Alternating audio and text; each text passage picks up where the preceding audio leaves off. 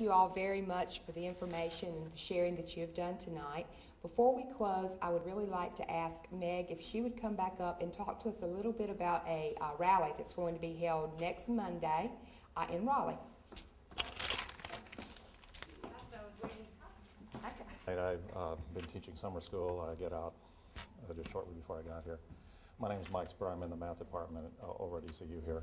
I wanted to thank Zach Robinson for alerting me about this meeting and just say a couple of quick words. I'm sorry I'm so late. I missed most of your comments. I hope I don't repeat too much. I hope, and I'm sure all of you have been asking for us and our legislatures to consider raising revenues. We're all facing a very severe shortfall, which is going to be devastating on many fronts.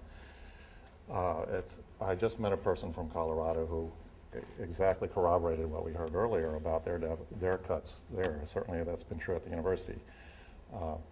And ultimately that'll impact what we can do, as I've heard at least a couple of times in the short time I've been here.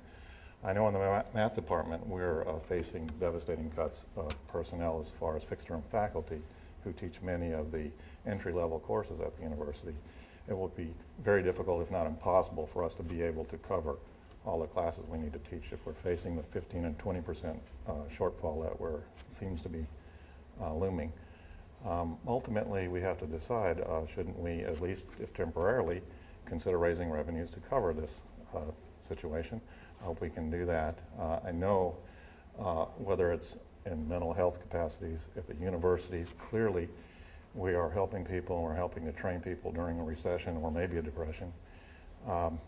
Ultimately, we're the engine that can turn things around on many fronts, whether it's speech therapy, whether it's mental health, whether it's support in many formats, whether it's at the university or the community college where you train and retrain to adjust to the situation at hand.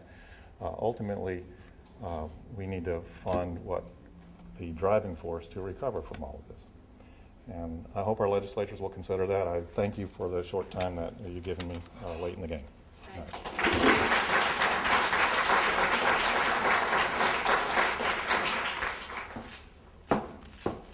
Thank you very much for sharing with us.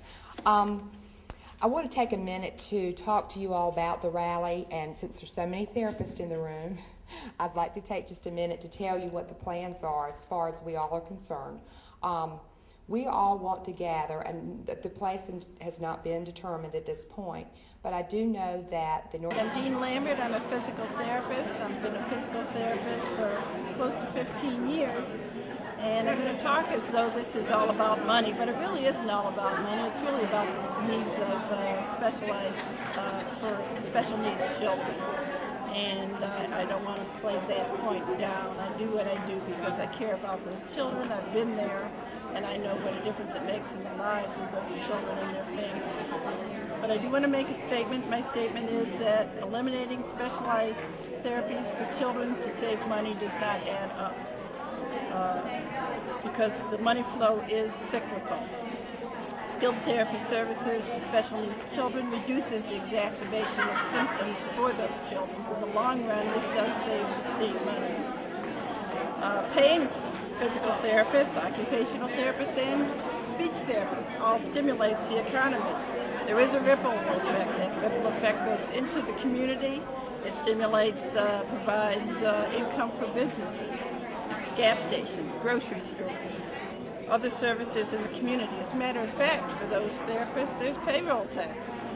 That money comes back to the state. It's cyclical, and there is a ripple effect. Massive cuts in specialized PT, OT, and speech therapy services will eliminate this productive cash flow. It also will exacerbate health issues for those special needs children, and in the long run, it will not stop to stop this cash flow will not save the state money. Thank you for this opportunity.